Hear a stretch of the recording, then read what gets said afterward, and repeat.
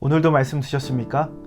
오늘은 다니엘 5장 13절에서 23절까지의 말씀을 가지고 하나님의 은혜를 나누도록 하겠습니다. 다니엘 5장 13절부터 어떤 내용이 나오냐면 이제 사람들 앞에 그리고 왕 앞에 다니엘이 나오게 됩니다. 그리고 벨사살 왕은 다니엘에게 금사슬과 자주색 옷과 그리고 나라의 세 번째가 되는 통치자의 그 권력을 주겠다라고 약속하면서 이 벽에 써 있는 글을 해석해 달라고 이야기합니다.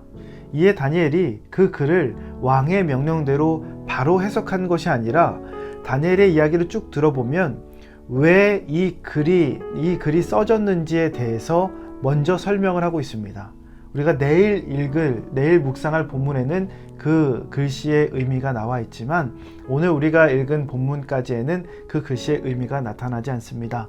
오늘 말씀 속에 제가 몇 가지 관찰한 것이 있습니다. 그것은 뭐냐면 벨사살 왕은 문제를 돈이나 권력으로 해결하려 한다는 겁니다. 그리고 벨사살 왕은 글의 뜻을 아는 데에 집중하고 있어요. 즉, 그 글의 뜻, 이루어진 그 결과에만 집중한다는 겁니다. 또 한 가지는 반대로 다니엘은 글의 뜻에 먼저 집중하는 것이 아니라 왜 그 글이 왕 앞에 나타났는지에 대해서 설명을 하고 있다는 겁니다. 이 관찰을 가지고 말씀의 원리를 발견했습니다. 오늘 알 수 있는 말씀의 원리는 뭐냐면 결과보다 과정을 중요시하는 삶을 살라는 겁니다. 결과보다 과정을 중요시하는 삶을 살라. 결과는 태도를 존중하지 않습니다. 결과는 과정을 생각하지 않기 때문에 그렇습니다.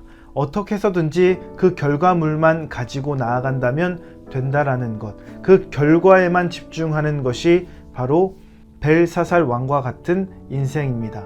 우리가 어떤 불의하거나 불법한 일로 삶의 결과물을 가지고 하나님 앞에 나왔을 때 하나님은 그 결과물을 가지고 기뻐받지 않으십니다. 그 모든 과정 속에서 결과가 우리가 생각할 때 조금 작을지라도 그 과정과 그 마음을 기쁘게 받으시는 분이 바로 하나님입니다. 과부의 2렙돈을 귀하게 여기셨던 것, 여러분 기억하시지 않습니까? 그 과정과 마음의 중심과 태도를 보시는 분이 하나님이시기 때문에 과정 중심의 삶을 살다 보면 무엇에 집중합니까? 삶의 태도에 집중하게 되어 있다는 겁니다. 다니엘이 오늘 지적하는 것도 바로 이것입니다.